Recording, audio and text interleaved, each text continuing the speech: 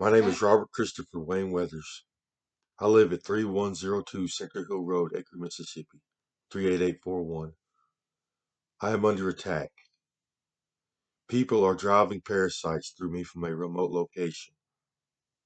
I can also hear their voices. They are very hostile and demeaning.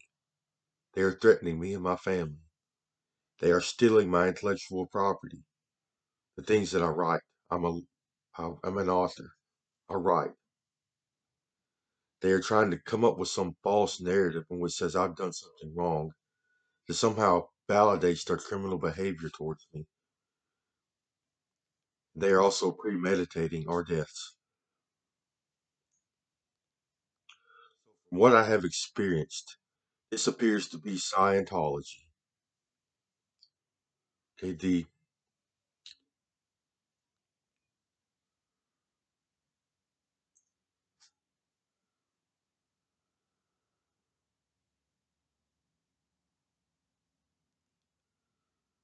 so Scientology. There's more space in the universe than humans can see. There are extra dimensions. They reside within the particle itself. It looks like inward expansion. The expansion goes inward. That's what it appears to be. But there is 11 dimensions inside of the particle itself. So in this place within the particle, it appears that there is no space in the universe. All matter is touching each other. It's one big particle. Yes, it goes into the singularity. It's like we haven't even expanded yet. They call this the inverse. So there are 11 dimensions in this universe. We have biology in these extra dimensions. We have extra dimensional biology. We utilize this biology to have an afterlife.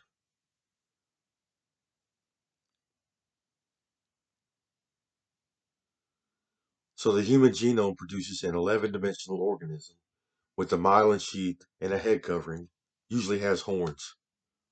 We are of the Anunnaki bloodline. That is our afterlife experience. We leave ourselves and fly through outer space.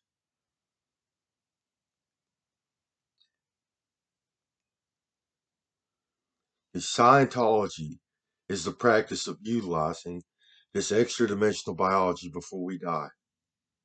They remove it from themselves and they use technology and techniques to turn it into an upper dimensional vehicle.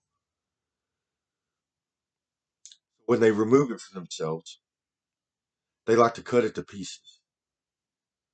So what happens is energy is interdimensional. It flows through the dimensions. So when our energy creates a biology, it flows to the next three dimensions and creates a biology.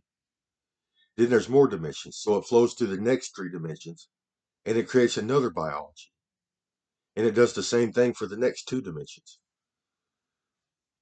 You wind up with layers. It looks like a biology inside of a biology inside of a biology, like the little Russian dolls. Scientologists, they like to cut themselves along the dimensional lines. So they get a 4 through 7 biology and they get a 8 through 11 biology, or however it works, every three dimensions.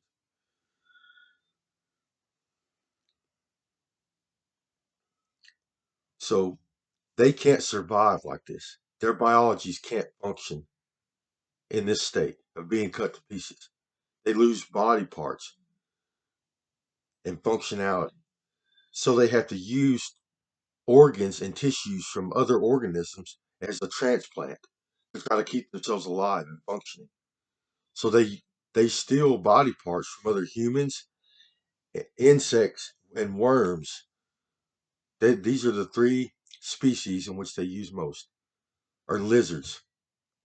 So they use organs and tissues from other humans, reptiles, insects, and worms. They create lizard people. They create insectoids out of their biologies, and they create an alien form. And some of them use worm biology. They create a worm form. So Scientology is largely a transplant field. They do body modification. Yes, they literally cut themselves to pieces and then use organs and tissues from other organisms to try to make themselves whole again so they can function in outer space. They also use a form of artificial stimulation to replace the biochemical electricity in which we produce. They lose the ability to do this too, to produce their own biochemical electricity.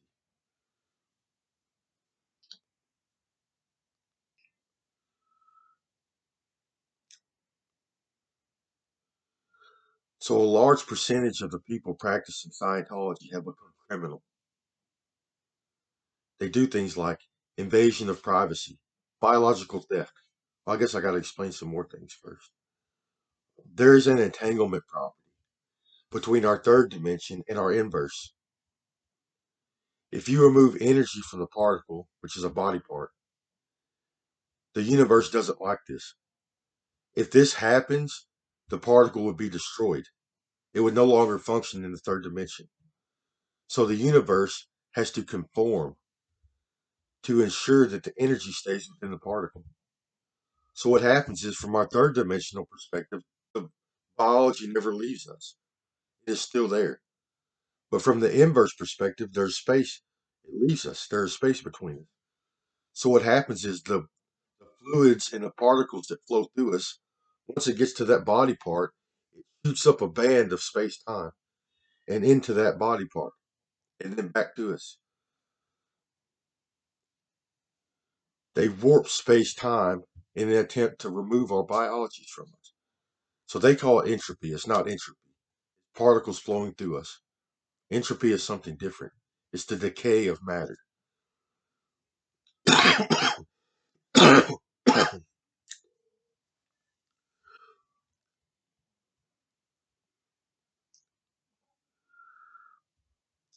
the technology that they use allows them to do several things. First, it allows them to access their upper dimensions or to drive their upper dimensions as a vehicle. They interface technology with their third dimensional, whatever's left, brain tissue, and use wireless technology to access their upper dimensions. Second, it allows them to create surrogates. So it gives them the ability to drive other organisms. They can drive humans, animals, insects, worms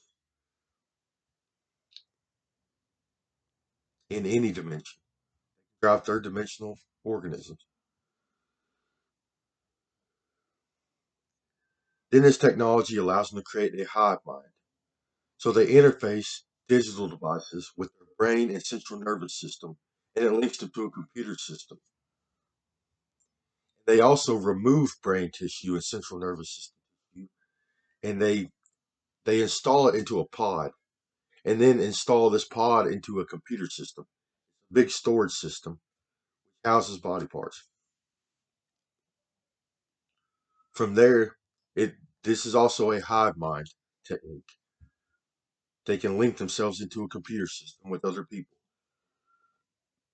So from there, they can also access their upper dimensions. And lastly, this technology artificially stimulates brain and central nervous system tissue. So they can isolate individual memories and thought patterns and stimulate these memories and thought patterns. They can make you experience a memory you've had. They can also stimulate our sensory perception organs. So they can make you see things, hear things, smell things, taste things.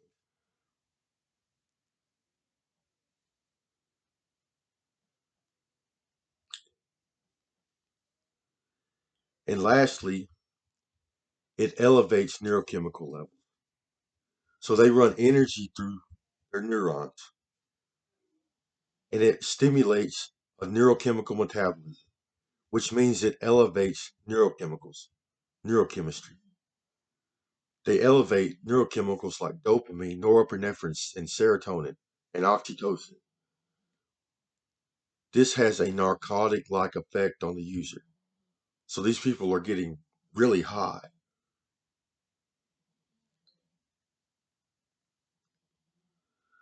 So a large percentage of the people practicing Scientology are criminal. They do things like invasion of privacy, invasion of homes and businesses. They like to kidnap people. They like to force assimilation.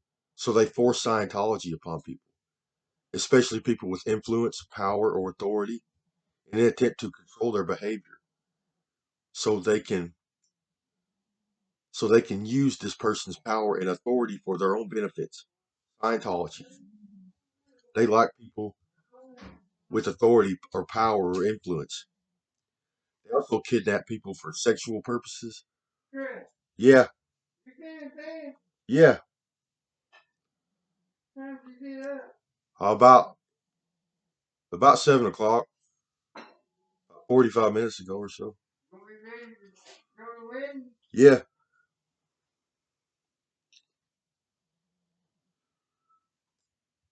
So they do things like kidnapping, human trafficking. They exploit people, power or money. They like to sabotage people. They make people sick, unable to function very well. They gamble illegally because they can see the future.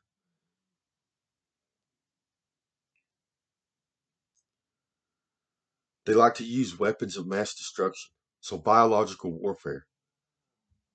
They like to give people parasites and viruses because they can drive these organisms. They can drive parasites through a biology as a weapon.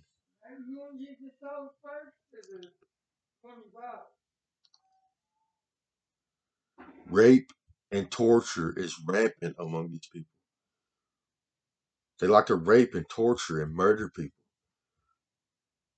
It is some form of their entertainment. And they like to harass people, cause accidents, hurt people, or make them sick.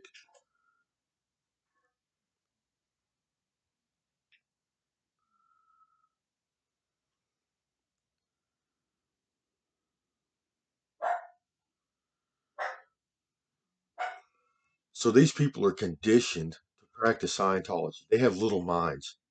They don't interact with society in the way normal people do. Normal people have to get up and go to work, interact with each other, many different people. They got to take care of their kids, interact with the schools. They have to go to the supermarket and buy food, interact with people there. Yes, their environment changes constantly. Normal people do. Our minds are bigger. We have to remember where everything is in the world and do many different things in order to survive and have a good life. We are not stuck doing one thing over and over and over again in the same environment our entire lives, in which these people do. So they have little minds. They don't think very much. And they are conditioned to do body parts. It is all they do. They sit in one place and constantly remove body parts from people. From either they help these people access the upper dimensions or they steal body parts for transplant purposes, or they make surrogates, organisms in which they can drive in all dimensions. They are also very criminal. They Scientology is a criminal enterprise. So they are conditioned to do body parts, which is violent in nature, cutting body parts to pieces. So then they have criminal activity. They think they are above the law. They have a God complex because they can access the powers of heaven, which comes with special abilities. And on top of that, they are elevating neurochemistry. They're getting themselves high and artificially stimulating neural tissue. This has led to some extremely negative psychology and behavior within these people. They are very psychotic, delusional, extremely irritable. They have addictive behavior. They do the same thing over and over again. They are jealous, petty, greedy, machoistic.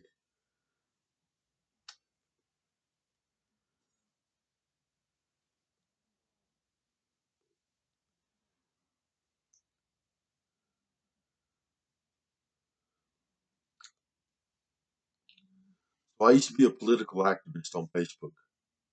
I participated in politics a lot. I had a large following. We did things like persuade elections, persuade lawmaking, discuss policy and nominees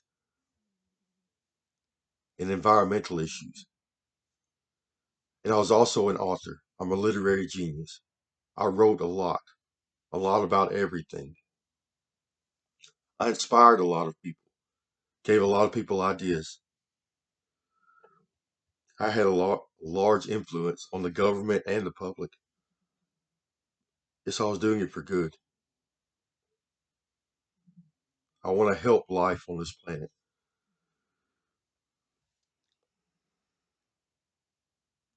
Someone decided to practice Scientology on me. Scientology kidnapped me and forced assimilation. Yes, I am one that they forced assimilation on.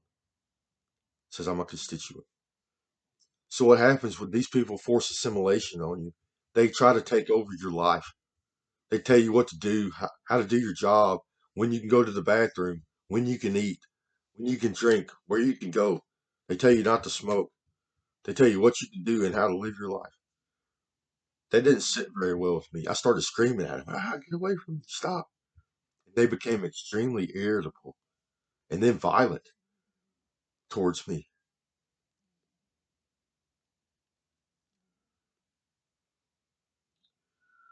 So then the people around me started acting strange. They afflicted my family, my friends, my coworkers, my neighbors, my community, and anyone else that I was affiliated with.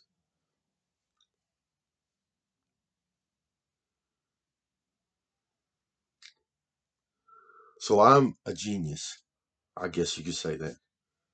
I am very smart. I have good psychology. I practice psychology, psychotherapy, and psychoanalysis. I have a personality that these people are attracted to, or are used to. So other Scientologists started paying this this phone service, the Hive Mind techs, for a seat in my mind space, so they could read my mind as I produced intellectual content and studied, learned the secrets of the universe. They also paid to watch this thing go off, this whole event. They started making money off of my phone service, letting people observe my mind. So this turned into intellectual property theft. They started stealing my ideas, the things that I was working on. So I wrote Crazy Bird Comics. I wrote the Environment Creation Agency. I wrote Divine Currency or Buffalo Dollars. I wrote Alien Bob, Bug Bob, and several others.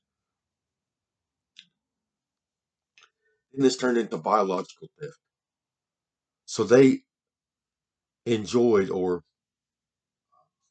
they valued my writing process so much that they wanted to harness this ability for their own purpose. So they literally removed inverse brain tissue from me and used it as a transplant for themselves. They tried to gain access to my upper dimension. Someone just said she's God. So you got a God complex. That's what Scientology does to people.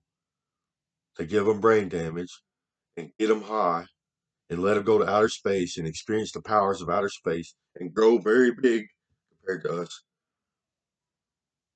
And these people call themselves God. She says, I gotta have your brain tissue.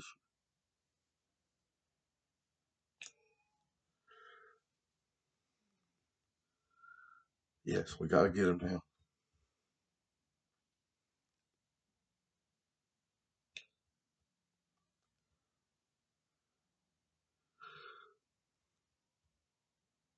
So they removed every bit of my inverse. every bit of it, down to the quick. And the aliens and lizard people had to give me life support, life saving technology. Yes, so I'm on life support.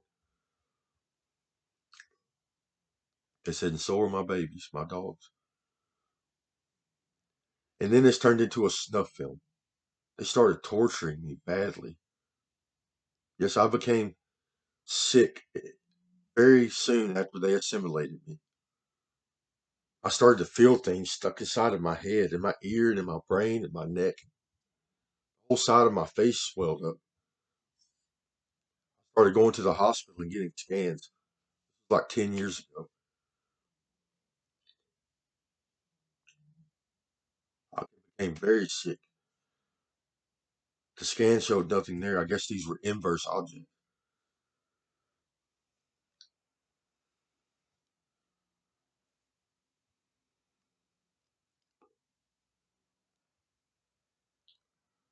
So now they are trying to steal my intellectual property, come up with some false narrative which says I've done something wrong that justifies their criminal behavior towards me. And then they're going to try to torture me to death and call it martyrdom because my intellectual property is an attempt to save the planet, to save life in this universe, to correct the environment once and for all, to have environmental control on the universe and do it for good, morality only. So I'm very sick. They have assaulted brain and central nervous system tissue in all dimensions. They have removed brain and central nervous system tissue. So we are still in this tissue, even if it's removed from us. We are still in a brain if it's taken out of our heads, the inverse side. No, we can't live like that. They have to do things, give us life support, and do things to help us survive. And we become very sick. But most of these people get a flow state. They get elevated dopamine levels that combat the pain and the sickness in which this process causes them. These hive mind people. That's why they don't care. They get up here and get high. Oh, it don't matter anymore. That's what happens when we take narcotics. That's why we use them in medical fields. People are getting surgery, cut on, and they're in pain. We give them a dopaminergic substance, and they feel better about life. They don't care anymore that they are sick or in pain. They can't feel it. Same thing happens in society. If bad things are happening, criminal activity, violent behavior, people are getting sick or dying, you get everyone high and they don't care. Like, oh, it don't matter. We experience dopamine for specific reasons in reality. Whenever we achieve a goal or we learn something, whenever we do something that increases our chances of survival or something of value. Say you eat some food, it feels good, we get a dopamine release. You drink some water when you're thirsty, it feels good, we get a dopamine release. Say you achieve a goal, it feels good, you get a dopamine release. You get a promotion at work, it feels good because it increases our chances of survival. So it feels good. We're supposed to have a quiet brain most of our lives. It's supposed to be quiet. Very little neurochemistry and very little electrical activity. Yes, and we use it.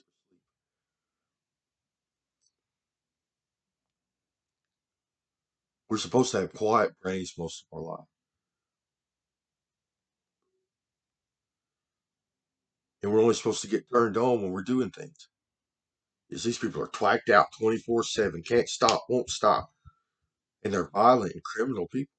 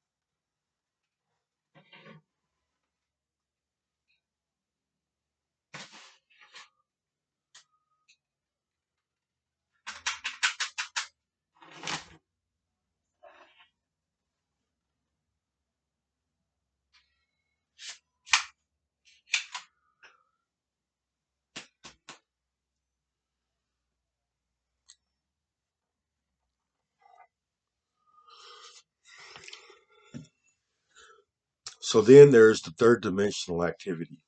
These people are in my third dimension. Some of them have been my neighbors.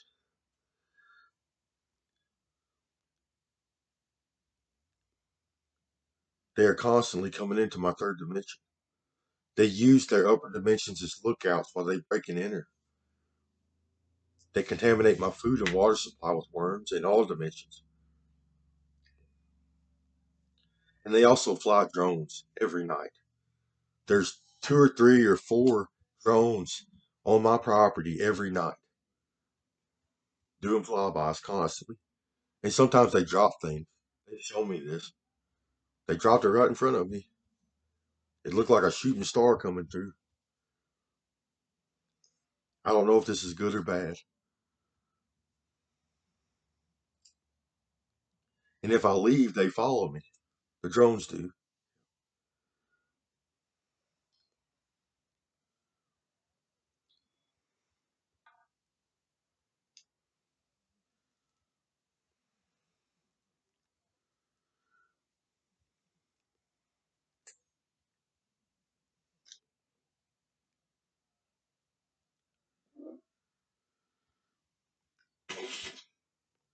So this is an important aspect about this event. Uh, our third dimensions don't perceive time as it truly is. We see time as a linear event. We see the days passing one after another after another. Time is actually a simultaneous event. The beginning of the universe and the end of the universe happen simultaneously. They happen at the same time. There is no days passing one after another. It's all happening at the same time. Yesterday is happening today. It's happening tomorrow. So at this very moment, I am being assimilated 13 years ago.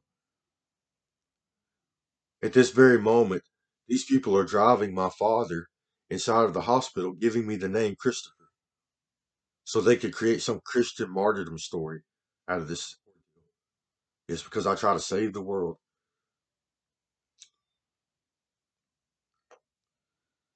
At this very moment, they're doing something in the far past. I don't know how far back these people can access time, but they do. So our inverse transcends time. We experience time as a simultaneous event when we die. The whole thing's happening at the same time. When we die and go into outer space, we see time this way. And so do Scientologists when they access the upper dimensions. Yes, this gives them the ability to game the stock market, to make sports bets and gamble illegally, and to get away with criminal activity. So they can see it coming. They can come down here and commit crimes and then go back up there and watch what happens in the future and say, okay, or sit up in the future and commit crimes down here until they almost get in trouble, but they don't.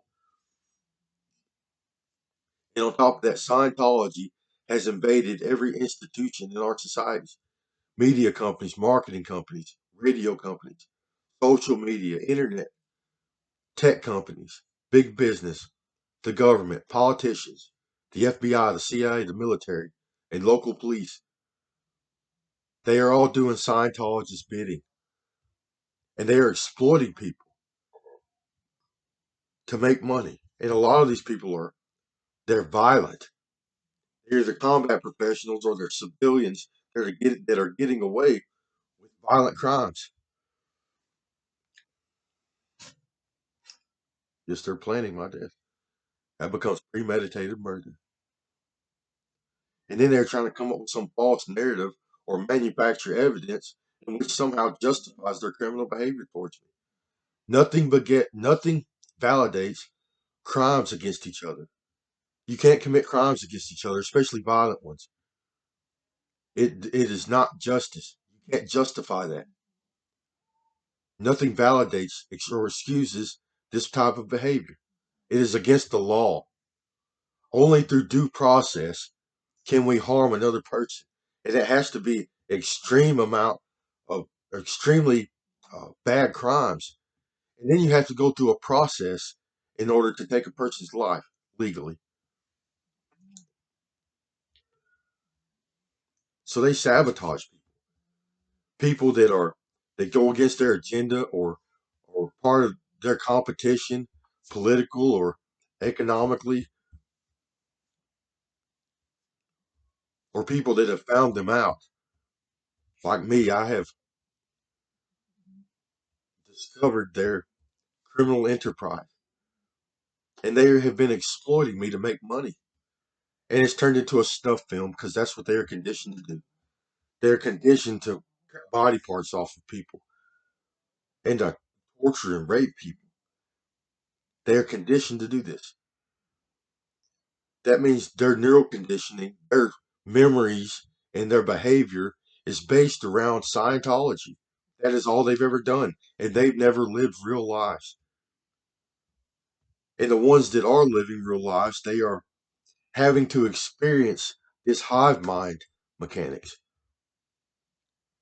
being in a mind space with other people, being told what to do and controlled. They are compromised. So we have many people in the government and in the rest of our institutions that are compromised. They can't make good decisions anymore because they owe their loyalty to Scientology, which is a criminal enterprise.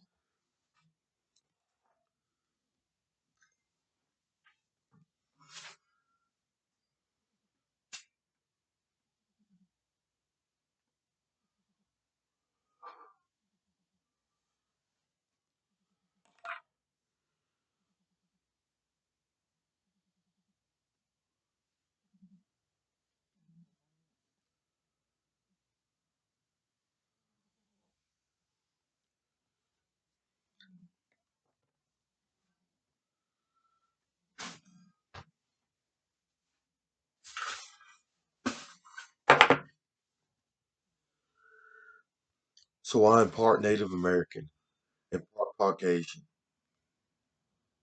I am a descendant of the Lakota people. I have several Native American tribes in my DNA. I don't know the rest of it. It's some southeastern Native American tribe.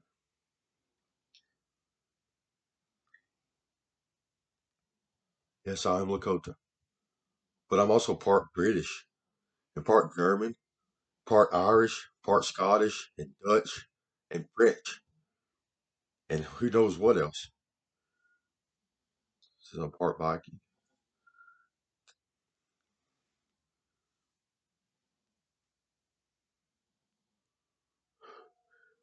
We should have laws that determine how our upper dimensional selves can interact with people in the world.